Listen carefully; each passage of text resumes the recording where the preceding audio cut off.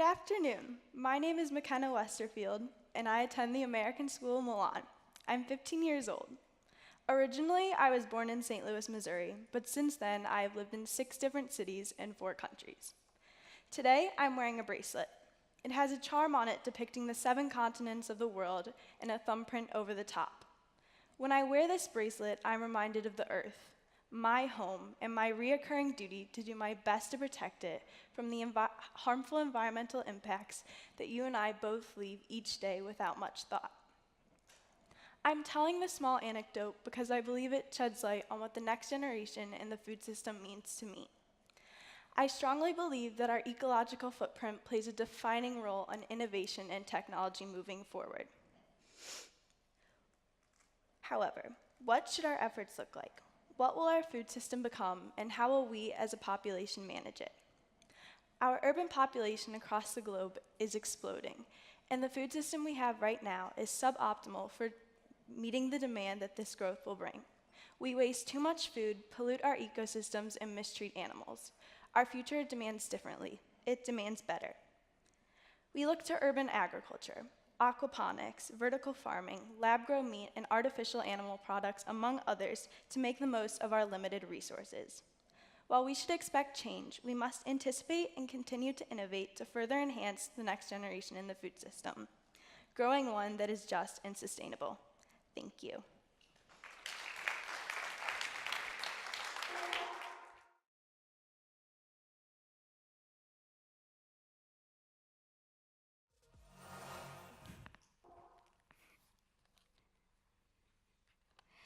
Good evening. It's my honor and pleasure to be here in Milan at Seeds and Chips and to share about Princeton's Food and Agriculture Initiative and how we're engaging the next generation of thought leaders in this field of work. Princeton is a private Ivy League research university and founded in 1746. It is the 4th oldest university of higher education in the United States. Service and civic engagement are central to our mission, and it's reflected in our informal motto, Princeton in the nation's service and the service of humanity. Our student body is comprised of 5,300 undergraduate students and 2,700 graduate students, and we give out more PhDs than masters.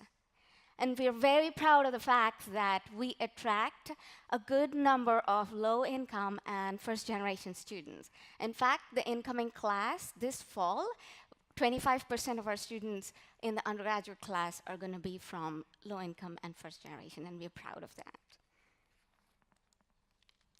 Our faculty is comprised of 1,252 wonderfully well-renowned, acclaimed scientists from around the world, and they are subject matter experts in the fields of study that they're involved in. 26 faculty Nobel laureates and 16 alumni Nobel laureates are engaged and inspire our community every day, along with the faculty. We have a rich and deep, long-standing tradition of our alumni involved in our campus. And this is a picture of about 26,000 alumni who will be on our campus in a few weeks. And they are a big part of the fabric of our community. Princeton launched its strategic planning process with a view for the next century. And there are 3 key strategic priorities that have been announced.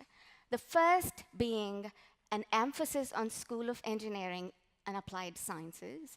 The second being support and advance our work in environmental studies.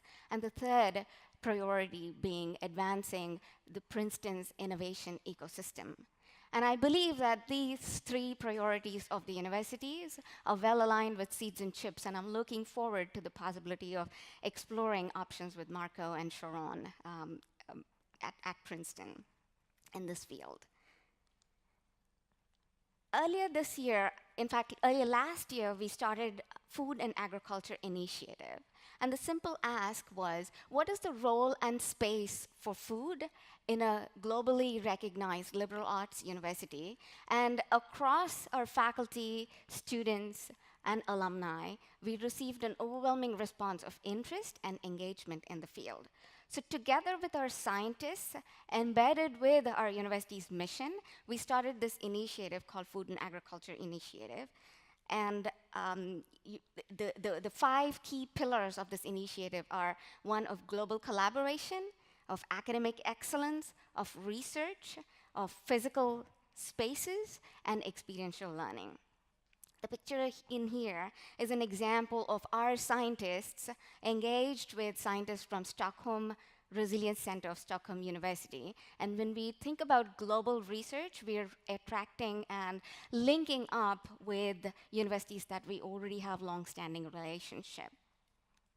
And together with them, we are looking at Earth in 2050, obstacles, opportunities, and challenges. Princeton has, we have a research center in Impala at the base of Mount Kenya. It's a 48,000 acres research center where our students are engaged in field study and our faculty do work there. And our hope and our work for many years has been that our learnings are impactful in the local communities in Impala, and we are serving the country of Kenya and ultimately supporting global conservation efforts through research, teaching, and education.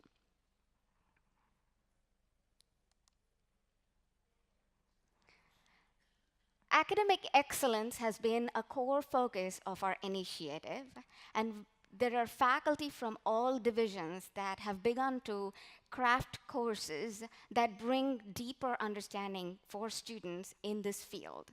The picture in here is in the classroom where Professor Dan Rubenstein has written a course called Agriculture, Human Diet, and the Environment.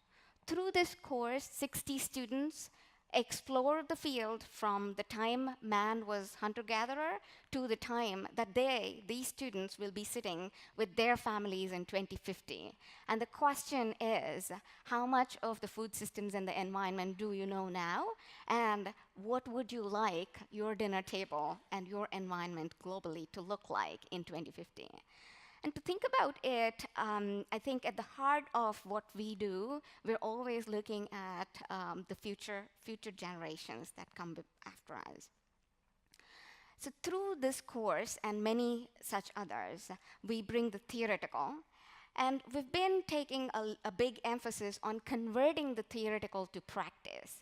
So an example here is after the course, after each class within the course, our team goes and constructs and designs culinary labs, which expose the students to what they learned in theory and converts into practice. So it's a hands-on learning experience.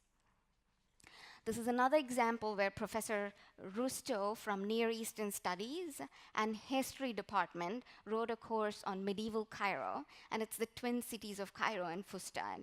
And what you see here is all globally researched, well, not globally, researched medieval recipes, and the students are learning about life and culture and traditions in that part of the world back in time.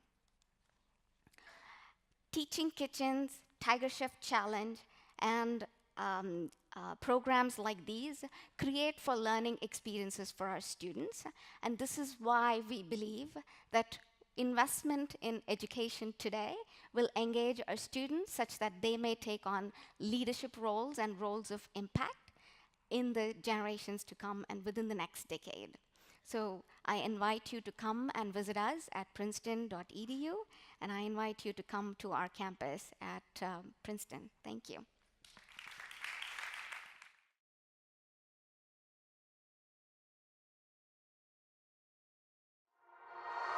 Hi, guys. Good afternoon. My name is Christine Gould. I'm really excited to be here to talk about my organization, Thought for Food. We're a global nonprofit focused on working with millennial and Gen Z innovators in over 140 countries. We run the world's leading collaborative competition that addresses global food security by eliciting new ideas and startups. And what I'm here today to talk to you about is the challenges of how we're going to feed 9.7 billion people by 2050. We all know very well that the world is facing some big challenges in this regard. Water, biodiversity, climate change, a rising global population, changing diets. These are all things we hear time after time. But there's more to the story, actually. Young people don't want to work in food and agriculture. And this happens at the farm level. We know the statistic that the average age of the world farmer is over 65. Young people in countries around the world are also leaving the land, sometimes pushed by their parents, sometimes just because opportunities are stronger in urban areas. The other important point in this is it's not just about farmers, it's actually the industry as a whole. The big companies that dominate the agriculture industry are facing major issues around talent. Young people don't necessarily want to work for big companies anymore. Around reputation. Young people don't trust the leaders of the industry and, this kind of profit motivation that they're working towards. And innovation. Young people think and operate in different ways than many big, large, entrenched organizations do. More importantly is the fact that the world is changing too. The complex issues related to food security require us to break out of silos and move into thinking that values interdependence. We also need to leverage diversity more than one-dimensional perspectives that so often dominate the conversations and the perspectives that are brought forward. We need to move from short-term to long-term thinking. This is a big, complex issue that can't be solved in a quarterly cycle. And we also need to leverage more creativity and out-of-the-box thinking. We need to look, to new places for new ideas that can solve the big challenges we face going forward. How does it go? And so I'm here to talk about a new force for innovation that we have. And I'm sure you all are thinking it's going to be blockchain, because that's the buzz. But it isn't. It's actually millennials. I believe very strongly that millennials and the Gen Z generation are a powerful force for transformative change that we need in the world. They are naturally hardwired to take on the values that I presented in the first slide. They are the largest, most globally connected, well-educated, technologically savvy, and socially engaged generation that the world has ever seen. How do we tap into this power to create the change that we need in the food and agriculture sector? They are naturally hardwired, as I mentioned, to value purpose over profit. I encourage you to read the book, The Purpose Economy, that really talks about this intrinsic driver and the fact that more often than not, a young person, regardless of where they are in the world, will take a job that allows them to make impact versus a higher salary. They value sharing over monopolies, diversity over homogeneity, inclusivity over exclusivity, and openness over secrecy. Again, how do we tap into this powerful force, especially when the world, especially the world of investments and startups, is set up exactly in the opposite way? I believe we have a chance to shape a new vision for humanity that is based on these values, and that's what we strive to do in the Thought for Food organization. When I worked in big agriculture for a big company, and now in the startup world with investors, more often than not, the first question that they will ask to a young innovator or entrepreneur is, what's your IP situation? How are you going to exclude others? How are you going to stop competition? Should we not first be asking, how can more people benefit from my innovation? And I want to be clear that I'm not talking about freeware here. I'm not talking about giving away things freely. I'm talking about finding new models that encourage and incentivize innovation, but allow impact to happen in a more bigger way that is based on collaboration. We're looking at how can we build beneficial, scalable, and impactful innovations that are based on collaboration, sharing of know-how and expertise, transferring of technology, and cross-licensing. And by the way, I've done this. I mentioned I worked in a big agriculture company, and while I was there, we set up an open licensing framework that everyone in the business told us was a crazy idea. Why would we give away our IP?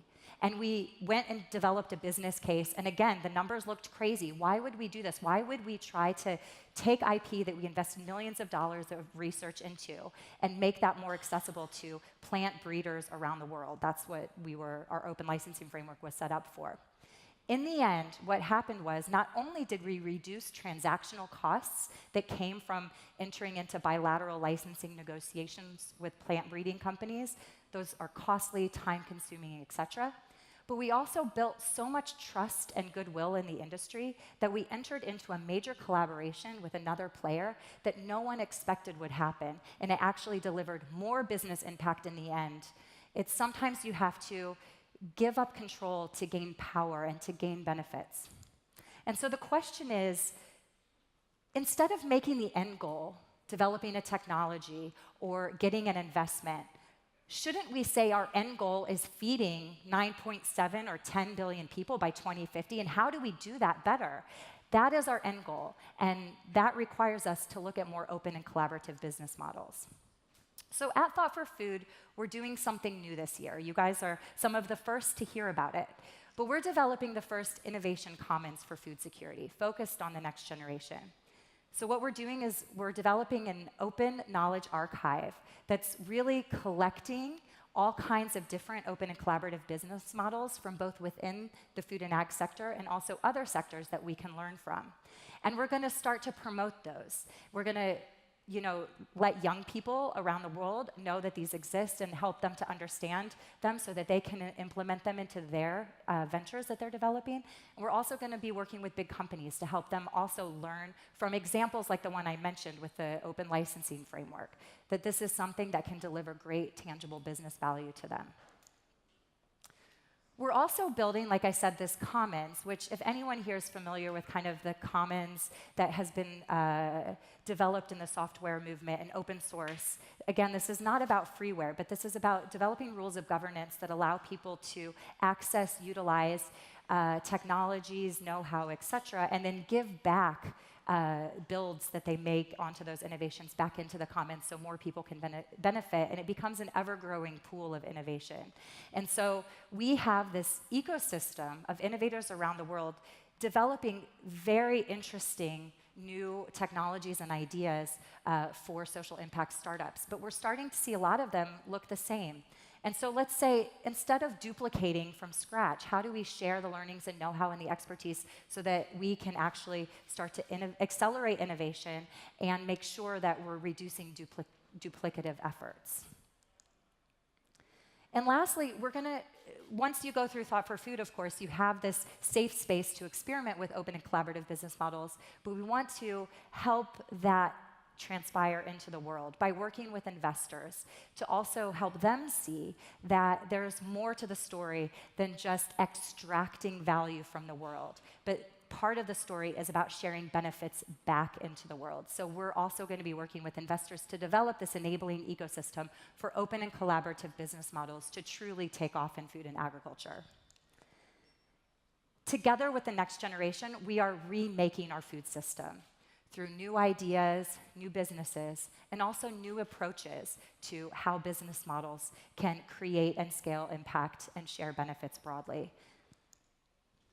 We'll be talking about this more. This year, we're launching Thought for Food Academy in Rio de Janeiro, Brazil. It takes place this July, and we will be diving deep into all kinds of these transformational change happening in food and agriculture. And I'd love to invite you to visit our website and learn more and be part of this experience in Rio, where we bring together our community of next generation innovators to remake the future of food.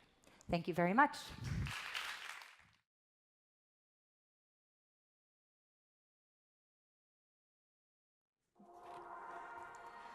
Buongiorno, Italia! And hello, Milan! It is great to be here. And welcome to the world. We are foodies, farmers, and futurists. We are not nerds. No, We are not. We are superheroes. And together we are determined to change the world. And when you think about what we do, we are here to discuss the future of food. So think about this. Farming has changed in our lifetimes from models that look like this to increasingly complex models that look like this to meat in a test tube. But this, ladies and gentlemen, is not food. That I can assure you. And input equals output. So think about that, because good food starts with culture, policy, and infrastructure. And that's why we're here today. So in a world that is increasingly more globalized, automated, and facing tremendous climate change, the work that we collectively do in this room touches 5 critical areas, including the most important one, our global health and wellness. We collectively are the gatekeepers between equity and opportunity. That's our purpose, and we understand the difference between industrial and small stakeholders, that together we can make a difference. And as the world gets more and more crowded, I say that we don't need more food, we need better food for more people. And it is my goal to put as much food into marginalized neighborhoods and turn hood food to good food. Because think about this. Food shifts matter, and whether it's resources, carbon footprint, or dollars in our pockets, eating a plant-based diet has awesome benefits. So I like to say in the South Bronx, we are putting the culture back into agriculture because we live in a world of abundance, and that's my students right there, and it's my goal to get everybody a perfect plate of pasta. So think about this. When it becomes revolutionary to eat real food, we are in trouble, and clearly we've got some work to do. So with my students, I dig in and say, let's get started. So for those of you who don't know, I am from the South Bronx, New York City, home to some amazing cultural highlights. I'll brief you quickly. Take a look. Wow. Even better, gets warmer. You're breathing deep yet? Wow, holy crap, look at that, literally. In 1 square block, these are pictures taken within 4 blocks of my K-12 school. Throw in a couple of jails, a couple of liquor stores, a couple of strip clubs, and no bank and no public library. No wonder my kids are the canaries in the coal mine. So I'm affectionately known as El Capitan de los Pollitos, the captain of the crazy little chickens. And I am a local resident. I'm a parent. I'm a person who has a fundamental belief that people should not have to leave their neighborhood to live, learn, and earn in a better one. Now, the reality in my 30 years of teaching is that students are getting fatter. They're getting sicker. The emergency room has become the primary source of health care, and that's not good for anyone. 75% of the children I see labeled learning disabled would not be, simply have had the access to good prenatal nutrition. And year after year, we are seeing the onset of childhood puberty getting lower and lower. I see puberty now in 2nd and 3rd grade for girls. That is childhood loss. Now, sure, they are stressed, but it has to be the food. Think about what these kids are eating. The realities of my community are right there. Take a look. Would you rather manage risk or crisis? So New York, arguably the greatest city in the world, next to Milan, I got you. But 5 miles and 6 short blocks, so 6 miles away is my neighborhood. Welcome. 45 buildings that look like this. 18 blocks to a Subway. The highest grossing Domino's per square foot in America. No fresh food. The highest rate of fast food expansion per zip code in all of America. And while child poverty is at an all-time low in New York City, it's at an all-time low in the South Bronx at a staggering 59%. The graduation rate in New York City is up to 78%. In the South Bronx, it's up to a staggering 32%. I often say the cradle of inequality is the inequality of the cradle. This is what my children see daily. These are the parks. So for me, I'm not willing to accept the things I can't change. I'm going to change what I can't accept. And for me, it starts with seeds, it starts with kids, it starts with schools. And in my classrooms, I grow seeds with kids. 100% of my students are English language learners, special needs, adjudicated youth, foster care, homeless. Many, all are dreamers, and many in every sense of the word. And we grow plants, and children love taking care of plants, so much so that we've ripped up acres of blacktop in New York City to start farms in the least likely places. And I've just been on a tear ever since, and when I learned that I could put plants on walls and use vertical agriculture to stimulate imaginations, OMG, we took off, and I started putting classrooms full of food, gave birth to the first edible classroom in New York City, Ladies and gentlemen, in a community with limited means and limited access, this is our harvest. This is what I grow with kids in school. Those are my heirloom students making heirloom sauce, putting fresh, healthy food into the cafeteria. We started looking at green technologies and putting in walls in our school, focusing on LED lighting, jobs that could never be outsourced. Because for me, the greening of America and the greening of the world starts with greening of the pockets, opportunities, making things happen. That's the youngest certified workforce in America, on top of a courthouse where traditionally 6 out of 10 of those students go out of the basement in handcuffs before the age of 18. And there they are working in some of the most wealthy homes proximate to New York City, earning living wage, designing roofs, and getting involved in a whole new green infrastructure that is absolutely epic. So it was this gentleman right here who said, Steve, your future farmers, they make great employees. And we started taking over this great resource we had in the South Bronx. Abandoned buildings, that's right. They're all across America in some of the most industrialized cities. And we started focusing on jobs that could never be outsourced. This, the first in 3 generations to have a bank account. This young man from Africa, oh, Mr. Ritz, I love the technology. Of course he does. He came to this country because he was walking 3 hours a day for water for subsistence farming. And when you can convert a neighborhood to interiors like this, it's no wonder CNN came to visit me on my classroom. I like to say it's unbelievable, which sounds corny, but yet my kids get paid living wage to take care of landscape in neighborhoods like this, where traditionally they wouldn't even be allowed. And when children from the poorest congressional district can design, install, and put in a green roof at the heart of Rockefeller Center, it's what we call a si se puede moment, or a si pasamo moment in the South Bronx. But it was these children right here, a bulk of whom who are homeless, who inspired me to do something greater when they started donating money to Doctors Without Borders, refugee groups, and all kinds of organizations. And we realized there was something green for everybody, and we gave birth to the Green Bronx Machine. And in this age of STEM learning, I like to say in the South Bronx, where there are 50 brands of fried chicken, we are cooking with steam. And what does the A stand for? Well, the A stands for art, because everybody needs more art.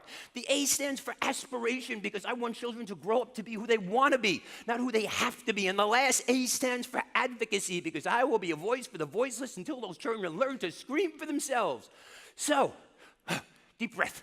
We've got a lot of garbage in my neighborhood, right? So what do? We upcycle, we make furniture, we make bow ties, we map out where we live, and this is a map of our neighborhood. Believe it or not, my K-12 school is right in between those 2 school sites. One of the most dangerous blocks in New York City, ugly as the day is long, violent, no businesses, nothing. When it rains, the water goes down the hill into the river. In the summer, it's hot. In the winter, it's cold. So the students and I, we started dreaming and drawing. We said, what if we put a park in the middle of the street? We started writing some grants and breaking ground. And 2 years later, this is the new South Bronx. Welcome to the neighborhood. And where there was no businesses, there's now business after locally owned business. We even have butterflies. How cool is that? How they got there, I have no idea. But everybody benefits when we take buildings that look like this and convert them into buildings that look like this. That's the promise of public education in America, my friends. So these are my future farmers, little kids who are excited. And when you start building good habits on top of good habits, that's the work that we want to do. Behold the glory and bounty that is Bronx County. I want every child to know what fresh food looks like, where it comes from. And when Jose pays attention to details like this, and Omar and Henry can tell me carrots come from under the ground instead of in a Ziploc bag, that's the celebration I love to see, because eating across the rainbow is not a bag of Skittles, damn it. It is healthy, fresh food, and my children will never be well-read until they're well-fed. So making sure that they have access to healthy, fresh food in school is absolutely critical to their performance. And think about this. We have got to, as a society, stop exploiting children and seeing them as epicenters of corporate profit.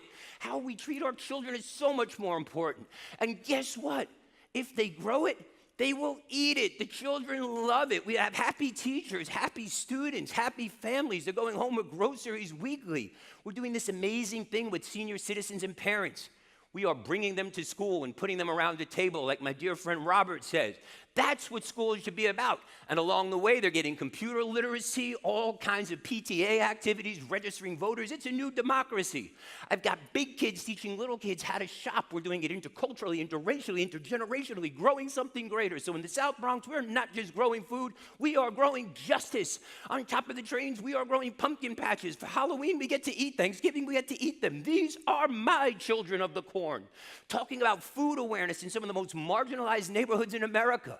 We're looking at ways of recycling and resourcing products to create food-producing paradigms that ultimately can heal the world.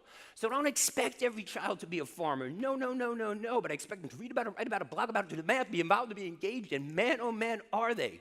And let me tell you this. When I tell children to be quiet, the plants are having sex.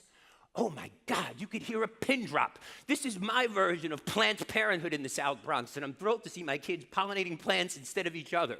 But in a data-driven society, we have moved attendance from 40% to 93% daily. Everyone benefits when my kids come to school. We've had 100% graduation rates. And in a community with 25% unemployment, through a green circular economy, we've partnered towards 2,200 local jobs.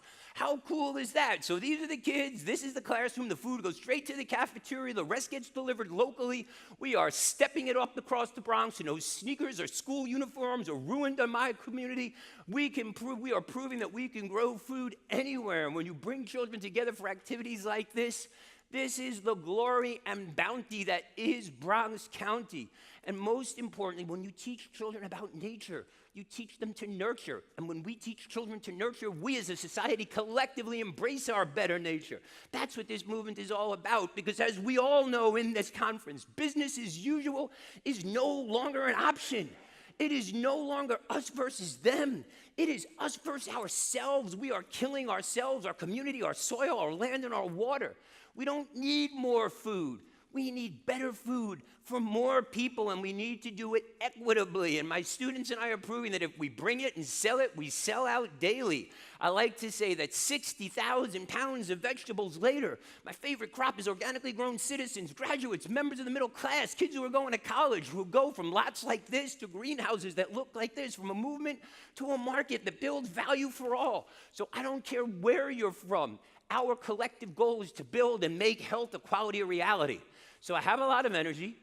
Hopefully you'll plug in and use some of it, because my model is simple. It's called cultivate, propagate, and replicate. I want to show you 5 days in the life of a seed. I want to show you 5 days in the life of my students. They show up, they measure, they build. 25 days later, we are Bronx proud. I like to say we're farming and you know it. So I'm here sharing my passion. I hope you can share yours. To get in touch with me, my contact information is right there. Reach out. The kids do all the work. I get all the credit. It's a wonderful system. Parents, teachers, and employers, I recommend that you try it at home.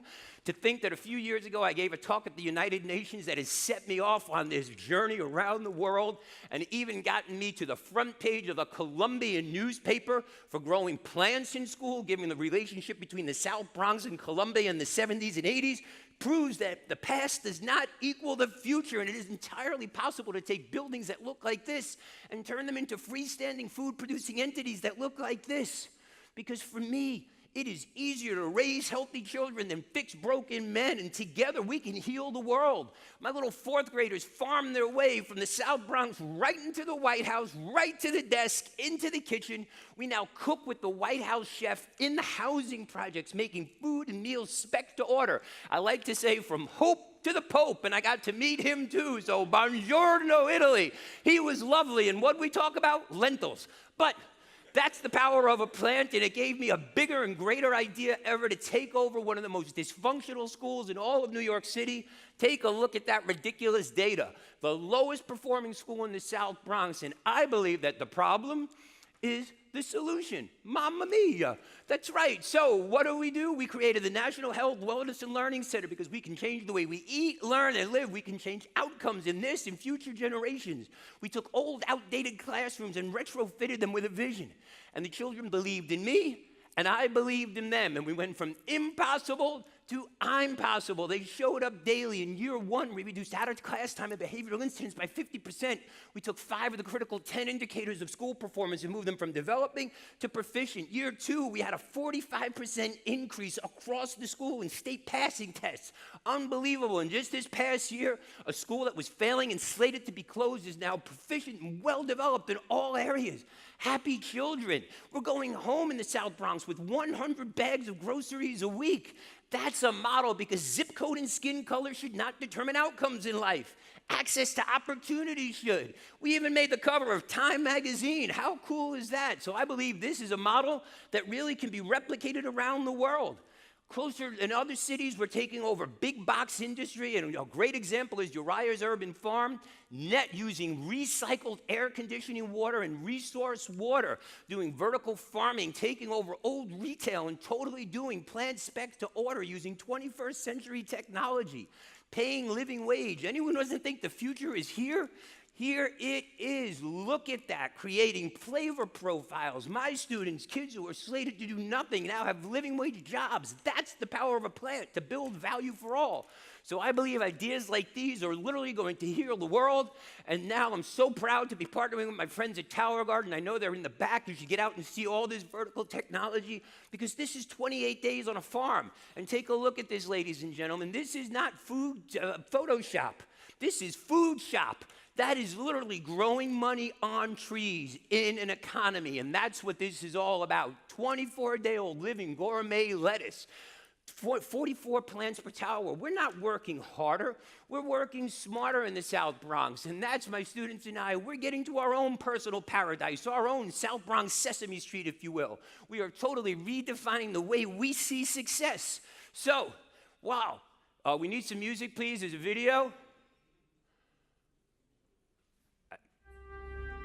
So we're here at Seeds and Chips looking at 21st century opportunity.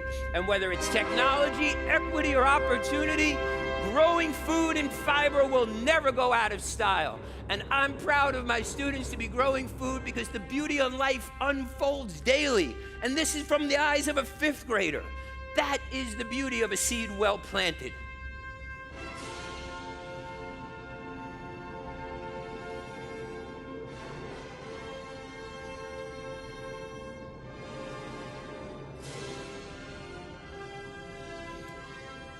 So we're here at Seeds and Chips, and I urge all of you to think about how you can grow something greater and get out there and make epic happen, because that's why we're here, to make an everlasting footprint and to pay this thing forward for future generations. So that's part of my story, but I believe no matter what you do, you design, build, you transform, because social sustainability and living wage is at the heart of innovation, and that's why we're all here, so that together we can all prosper. Win, win, and win. So don't wait for the future, ladies and gentlemen. Get out there and build it. It's here waiting to happen. To think my students and I are working with technology that is net positive on food and energy and has attracted the likes of President Clinton. I even got to meet President Clinton and gave him a bow tie myself, and to go on to be a finalist in the top 10 Global Teacher Prize is awesome. I even got to meet Oprah. It was amazing. I was so shocked. But my own story, see, is one that goes from impossible to I'm possible. Because five and a half years ago, this was me. This was me 5 years ago. And I stood outside the White House listening to Mrs. Obama. God bless her. Can we get a big round of applause for the Obamas now more than ever? But she said how we treat our children is indicative of the way, we are a society. And she inspired me. So much so that I went on to, I'm bringing sexy back. I went to go on to become a champion of change simply by losing the weight, by eating the food that I grow with students in school. My students were regulars at the past White House. Man, do I miss him. Separate conversation. And to get a call from him to come down and be cited as an innovator and be invited to South by Southlawn to put a Tower Garden farm and bring my book, which chronicles my students' odyssey, was awesome sauce. So it's a si se puede moment. I'm having the time of my life. We've won Maker Faire. We put our model of our classroom in the U.S. Botanical Gardens. And where am I going next? I have no idea, but odds are I'll do it with a cheese hat on my head. But for those of you who know my story, about 4.5 years ago, I started in the desert in the UAE, from the food desert to the Middle East to start a huge collaborative adventure. And 4.5 years later, here we are. I'm so proud. We're going to need music. I'm telling you now. This is real. This is not Photoshop. Welcome to the new desert, sustainable city in Dubai, our first net positive energy and food city in the world. That's the power of food innovation, food technology, and 21st century innovation. And it is happy. Because I'm happy. Clap along if you feel like a room without a roof. Because I'm happy. Clap along if you feel like happiness is the truth. Because I'm happy. Clap along if you know what happiness is to you. Because I'm happy. Clap along if you feel like that's what you want to do. Here come bad news talking this and that.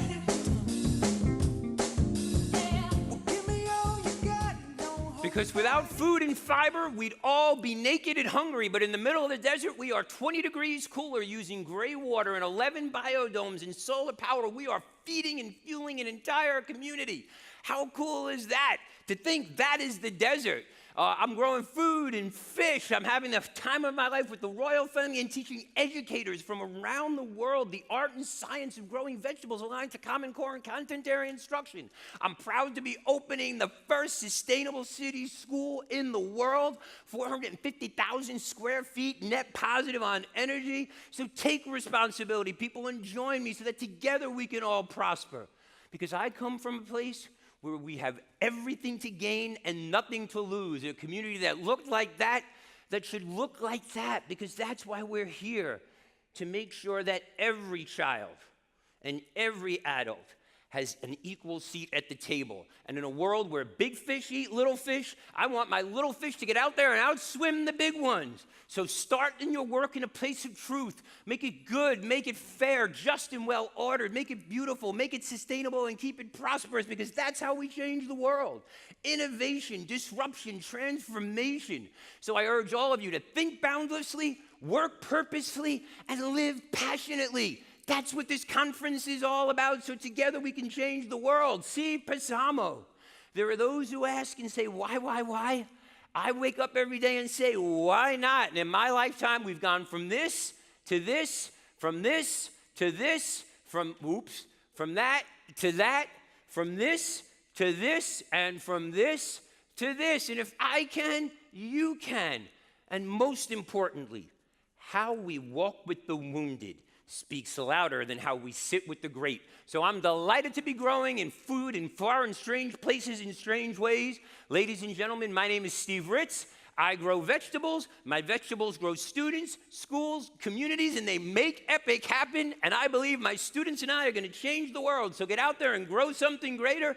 Make EPIC happen. Si se puede. Thank you very much. God bless you. And eat your vegetables, please. Selfie time. Everybody, selfie time.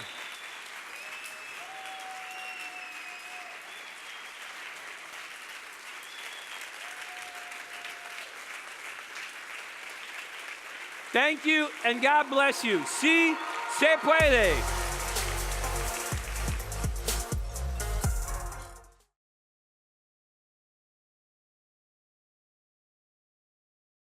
Wow, Stephen.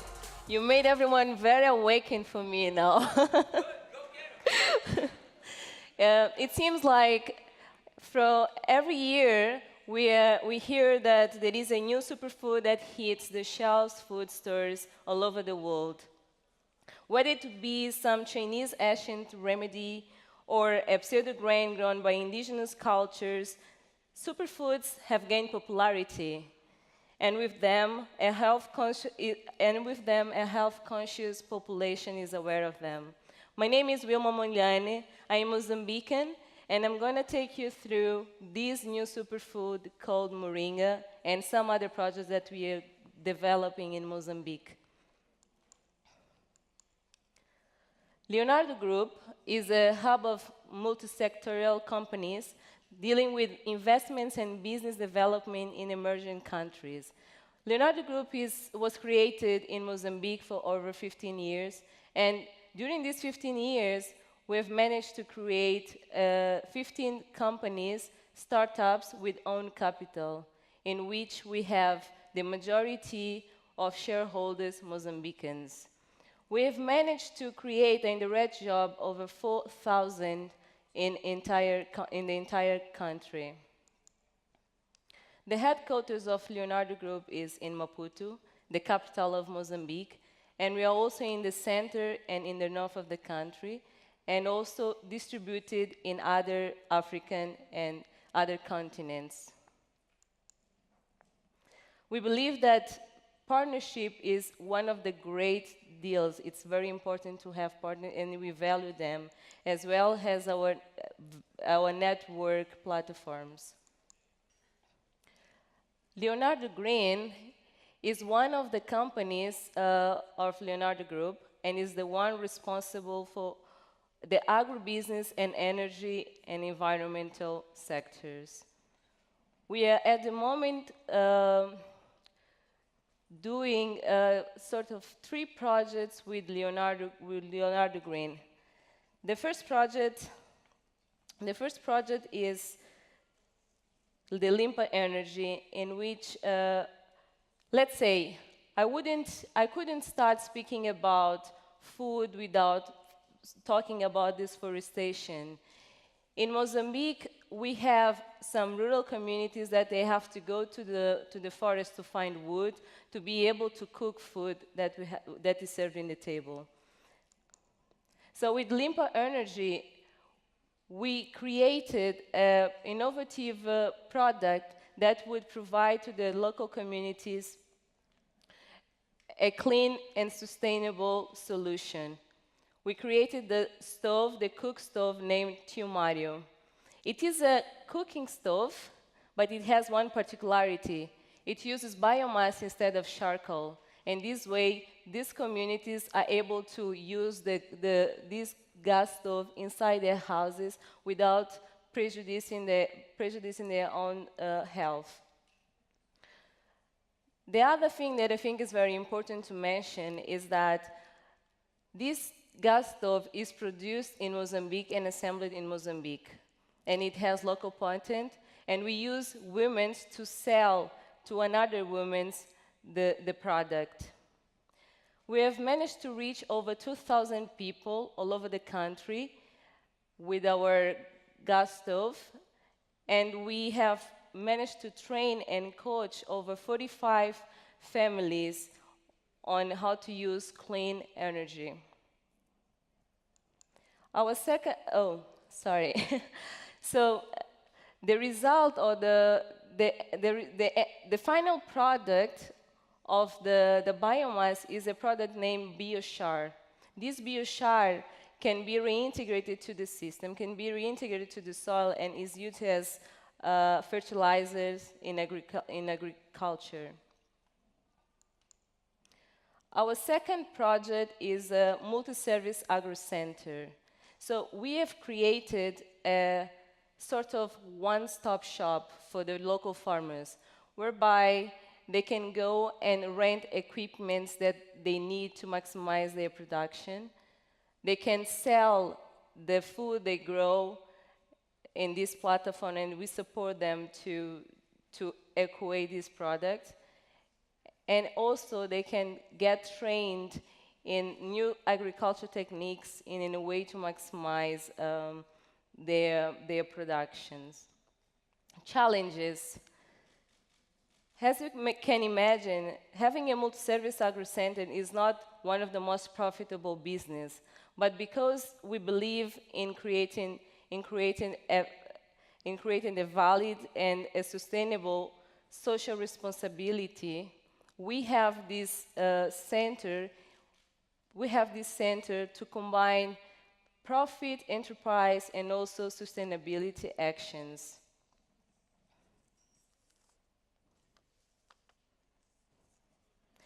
So our third project is the moringa. The moringa tree, like other superfood, offers enormous nutrients, vitamins, and minerals that our body needs. But what is moringa? Where does it come from? And how can we incorporate this superfood in our daily diet? Moringa oleifera in Senegalese called nebedei, which means never dies. It has this name because of its resilience in living and surviving over very, very harsh conditions. It's native from India and is now being cultivated in subtropical and tropical zones, including African countries. It's one of the most versatile and very, very rich in nutrients tropical trees ever studied. It's believed to be able to treat over 300 diseases. It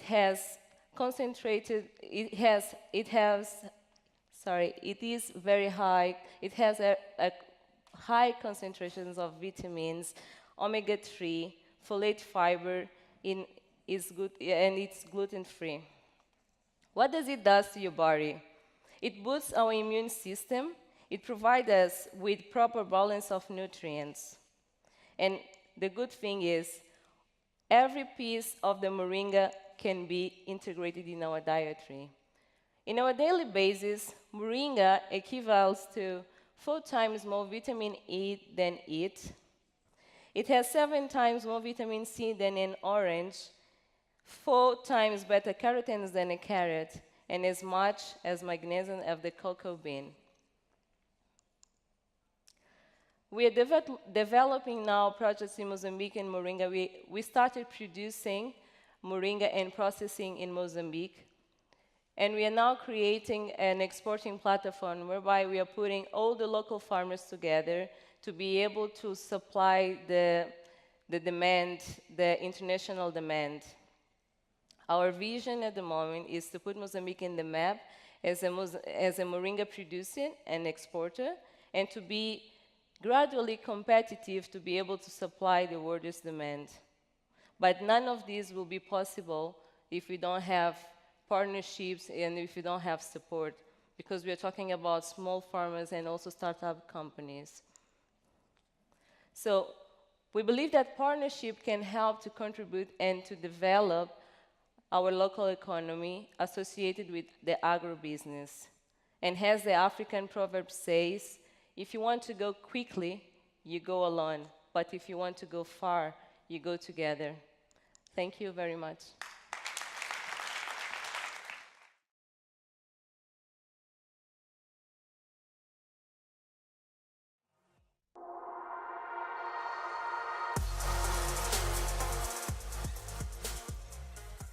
True success comes from discovering the unknown, to questioning the existing and craft the new. When I was a little child, maybe as you as well had this experience, that we used to create our own world every single day based on our imagination and our creativity. And I don't accept to stop doing that just because I'm a grown-up. For me, everything is possible, and I can build the future that I want. So can you. Hi, my name is Denise Loga. I'm the co-founder and managing director of Sustainable Food Academy. We are based in Berlin, Germany, and we consult and train executives in food business of how to become more sustainable, more future-oriented. We basically find answers to the question of what does the consumer of tomorrow wants to be served, and how do current business models need to adapt to that. So, I want to tell you also something about my own personal story. When I did my master's at London School of Economics, I fell in love with the topic of global sustainability and especially climate change, because, as a matter of fact, it's the biggest challenge that humanity is facing at the moment. So I started working in climate change, and for my work for the UN, I went to several developing countries like Bangladesh, Nepal, Bolivia, and I met diverse stakeholders along the whole food value chain. I worked with the farmers, I engaged with the private sector, with policymakers, and my task was to find solutions that would be mutually beneficial for all these stakeholders to the common challenge, namely climate change. So I have today one slide for you with one key message. To be successful in the future, you and your business have to change in a transformative way. now. Don't get me wrong, I was so much looking forward to stand up on the stage and to engage with you because you are already the pioneers, the progressive thinkers. You are curious about the future and you want to engage with the game changers. But is it really transformative already? The way we produce and consume our food at the moment is not sustainable, and we, as a matter of fact, have to change that. So I give you 3 key reasons why we need to change in a transformative way. And nobody can predict the future, but we have all the power we need in our hands, and we can craft the future we want now and together. And it's required at a much quicker space and a much wider scale. So my 3 points for you are, first of all, as I've already mentioned, we have a global climate, environment, and health crisis. So the adverse impacts of climate change do not only threaten our own survival, but also the survival of our businesses and global food value chains. When I used to work as a policy advisor at the UN climate negotiations, they said, well, it's not about saving the planet, it's about saving the humans. It's fascinating to me how we have lost the connection to Mother Nature, who provides the basis for our survival, the fundamental ingredients. In Silicon Valley, people are trying to make us immortal. At the same time, we systematically destroy our own living environment day after day. So as a matter of fact, that needs to change. Then there's the health issue. We have learned a lot during the last days about that we have a global health crisis. Over 2 billion people are malnourished, either to the over or under consumption of calories. Overconsumption, especially in Western region, and I'm talking about animal-based proteins, and now I'm talking about the elephant in the room, meat consumption. The way we produce and consume meat in such high amounts, the way we do it will change. That's a matter of fact, because it's not sustainable.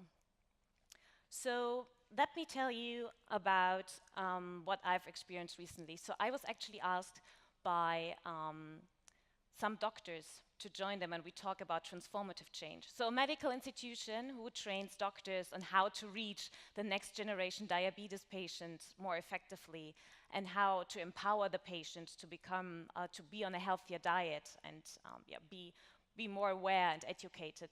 So I went there and to this training, to the doctors, and spoke with the doctors, and then I challenged them and asked the question, well, you're a doctor. Think about what would be if in the future you would earn your profit not from the health and not from the sickness of your patients. How would your business model be different? In what way? And now I'm asking you, sitting here, imagine you are in the seats of the doctors and imagine your own project or your own initiative on your own business. What is needed to be more transformative, more sustainable?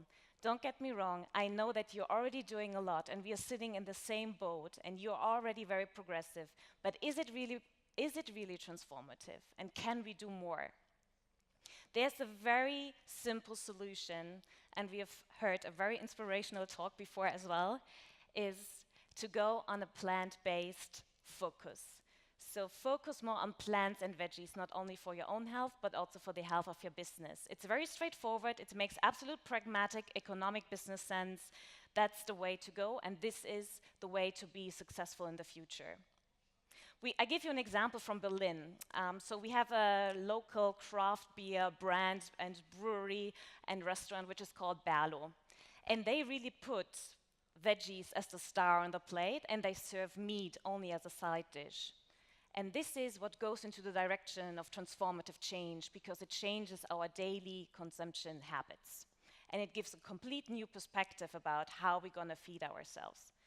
And then, you know, when we talk about the global health crisis, I always like to start with the individual. So, of course, there are these big global challenges, but at the same time, how do we feed ourselves? Do we really do enough to live to our own full potential for our own health? You know, our bodies are basically an accumulation of food and drinks that we put inside them. When I eat an apple, the apple becomes a part of Denise. And I want to make sure that I put only the best stuff into my body because I want to be energized, I want to be healthy, and I want to thrive. And I can only do good work and be successful if I'm on a healthy and very energizing diet. So this was my first point, the climate, like the global challenges, climate, health, and environment. Second thing is the next generations and the changing value systems. I am a millennial and Generation Y, and I really tick all the boxes. I live in downtown Berlin.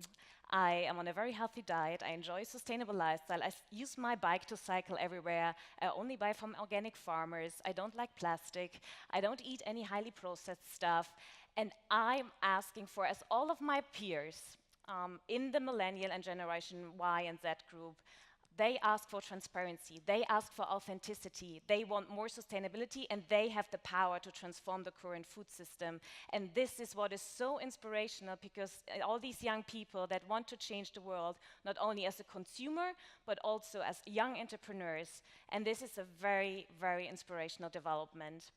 And you know, a few weeks ago, one of our clients, it's a large-scale food service provider, and they have approached us and asked us, okay, we have this place in Berlin, we're going to serve 5,000 people every day for lunch, and they are all from the next generations. But they do not really know, okay, what do these people eat, what do they want? And they didn't know, they have completely lost the connection to their customer and also to the employees, because the next generations are not only customers and target groups, but they are also the employees. So, and we put together with them, we wrote a proposal, and they won it. So, and now they are building it up, and obviously it was much more vegan and vegetarian friendly. We chose specifically products from local Berlin startups. We had fresh, healthy cooking stations. So, and they completely transformed the food service system they had before, just for this certain project. And this is what I mean with transformative change. Now I come to my third point, digitization. Who of you has a mobile phone? Okay, I was expecting that. So this little device has really become the control, external control of your everyday life. It's your TV, it's your radio station, it's your GPS system, it's your ticket for the public transport, it's your dietitian, it's your dating doctor, it's your health coach, it's everything. And this is where the attention is happening at the moment. I know that many people smile about the next generations and they spend too much time on their mobile phones and looking at that all the time. But if they post a picture on Instagram from the meal they have just eaten, it just shows them what kind of values they have, and that they only support businesses that share the same values as they have. So there's really so much market potential for free presented to you on the social media platforms, on the various communication channels. And it's just where the attention is happening. We can like it or not. I'm just very pragmatic about this development. The social media is just the beginning. And I've not even talked about blockchain, augmented reality, interactive video platforms. You have to be there to understand your target group better, to understand the next generation customers better, next generation employees, or the target group you want to reach with your individual project or initiative. So let me summarize what I've just told you. First of all, the solution is plant-based in terms of not only for your own health, but also for the health of your business and for the world, as we have already heard also today. And it's just very pragmatic and makes absolute sure business sense. Second of all, to understand customers or your target audience better, especially the ones from the next generation, they tell openly about their values on the social media channels and on various other communication platforms. So observe them, interact with them, and use them, because if you want to sell to them, just listen to them and they will buy from you. It's a very pragmatic win-win situation. Thirdly, be unique. You have everything you have already in your hands. That you can create the future you want now. We have the technology, we have the knowledge, and we have the resources. And science is telling us what to do. In fact, science is screaming at us since years what we need to do. And similar as we were kids, everything is possible, and we can craft the future together. So, If you want to talk with me about a sustainable future of your project, your initiative, your business, and if you want to talk about transformation, I'm looking forward to talk to you just after the speech. Please come and reach out. And yeah, for the remaining time, I wish you a very inspirational rest of the summit. Be inspired and act accordingly. I'm looking forward to meeting you.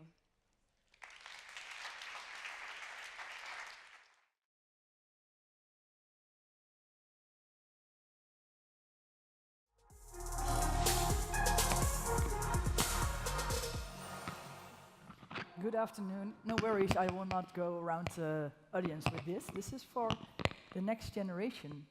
Since I brought her up here, I will go interview her in a few minutes. I'm Mary. I'm from Haas University of Applied Sciences, and we used to be the farmer school. It's not working? Yeah, this one or that one? We used to be the farmer school in the Netherlands, and so we have a lot of agri. I should use that one? This one? Can everybody hear me now? Yeah? Okay, I'm Mary from the Netherlands, and we used to be the farmer school in the Netherlands. Our whole education institute is built on the social development goals. And I'm the lucky person who can really educate this new generation everybody's talking about. And they are fighting with big companies, and they will compete with new startups. So a little short introduction on the Haas University. We have 3 domains: education, knowledge transfer, and knowledge development. And we're kind of a small school in the Netherlands, but really dedicated to the sector of food, agriculture, and living environment. But to go with the startups, the new generation of students, especially studying food innovation, they have all these new ideas about how it should be different with food in the future. And they have such a strong mind to do that, so they start their own businesses while they're studying at school. We have 3 examples of the past who are entering the market at the moment.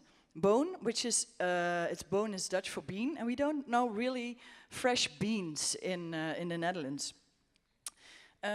This guy, Michael Lusink, he wanted to go towards a plant-based diet. We've heard it before today. And beans in the Netherlands are in cans. We don't really have fresh beans. So he thought, I want to make fresh beans available for anyone. Graduated, started his business during the graduation, and then launched at one of the largest retailers in the Netherlands. 3 months later, he was off the shelf. Because we're not... in the Netherlands, we don't spend as lot of money on food as we do in Italia. We're not want to pay more for bean. So he started developing bean meals, bean burgers, everything with beans. And beans got more popular since meat was banned as not so good for your diet. So now he's entering the second retailer, and expanding with more and more bean concepts. One of the most successful startups in the Netherlands, entering the small businesses top 100. We have Anne, and Anne wanted to help people eat less meat, but she didn't want to go into the vegetarian kind of products. So she developed a hamburger, half meat, half vegetable, to help people eat less meat without giving it up right away. She entered the market through local farmer shops and within meal boxes, and at the moment she's scaling up. She has to go to a bigger production. And then we have another Anne, and she graduated last year. She has developed an alcohol-free drink arrangement. Her boyfriend is like a Michelin star chef, and if you eat in those restaurants, you have these special wine arrangements to go with the food, but if you don't drink alcohol because of religion or because you gained weight like me, you get stuck with Coca-Cola or sparkling water. And she made an arrangement of several drinks with the complexity that wine has. With the complexity of wine, but not taste like wine. She's entering the market at the moment, expanding the range of flavors, and also changing the circularity of her concept, using fruit and vegetable from waste products. About to scale up at the moment. And as a last example, I would really love Nora to come to the stage. Give her applause. I don't know if this is working, otherwise Hello, we take hello. this. Yes. Hi, thank you. Nora was on the house food experience where we launch all of our students to the market. She was there on January 29th last year. And Nora, what did you present on the food experience? Yeah, I presented my concept, and that was yesterday, the No Waste Bakery, and the name says it. It's a bakery concept which bakes artisan and delicious bread, but then produced on a sustainable way. And when I talk about sustainability, I mean that I use two kinds of leftovers that are normally discarded in the food industry to make a new product.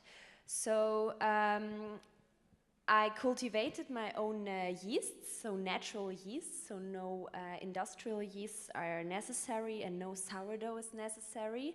I cultivated them from through fermenting food scraps, like the skin of foods, or like apples that are like not good to sell in the supermarket. And with these yeasts I baked my own bread. And the second leftover was dried old bread, what is wasted in huge amounts too. And I put it in the dough, and if I put that in the dough, I need less of normal flour, which is for me a really efficient way to work with the raw material. Yes, and I presented that concept, as you can see here. And it's really a shame if it stays on the shelf, isn't it? Yeah, it is. I would love to go further with it, especially because I got really positive feedback. I won a prize for it during the food experience, so that motivates me even more to go further with it. But at the moment, I'm kind of, I put a pause button because I don't know how to go further, with whom and who to ask. So. Yeah, one of the things we're going to do together is to start a food incubator within a school. So help these students like Nora to get their ideas realized into the world. And that's why we need your help to help us getting in touch with producers, to get in touch with investors. We're going to start in September together with Nora. And I really would like to close the presentation with an impression of that food experience we mentioned a few times, because that's our launching platform for introducing these great ideas to the world. I have a book here with me of the food experience last year with the theme Rethinking Tomorrow. Last year's theme was today's food challenges, and please enjoy our festive Haas food experience with all these fantastic ideas. And now the movie should start with some sounds to go with some noise.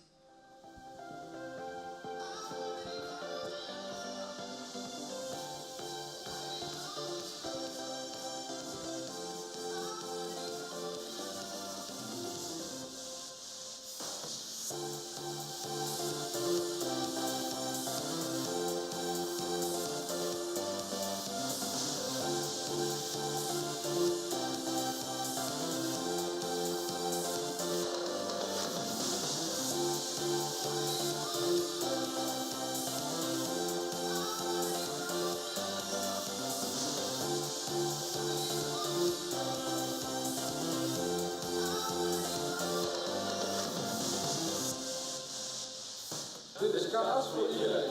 Meet the future, a piece of cake. Smaak, smaak.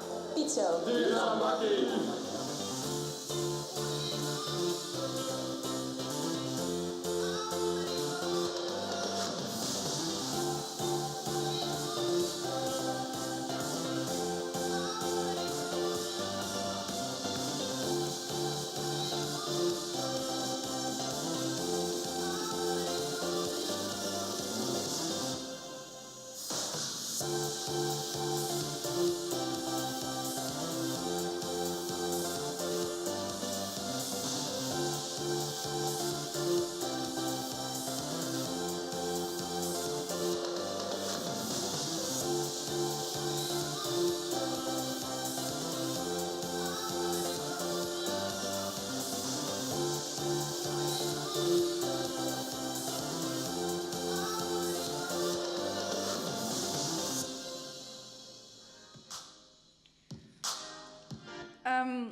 I would like to thank you all for your attention, and hopefully we get in touch to have some more breakthrough innovation projects with the new generation for the future. Thank you.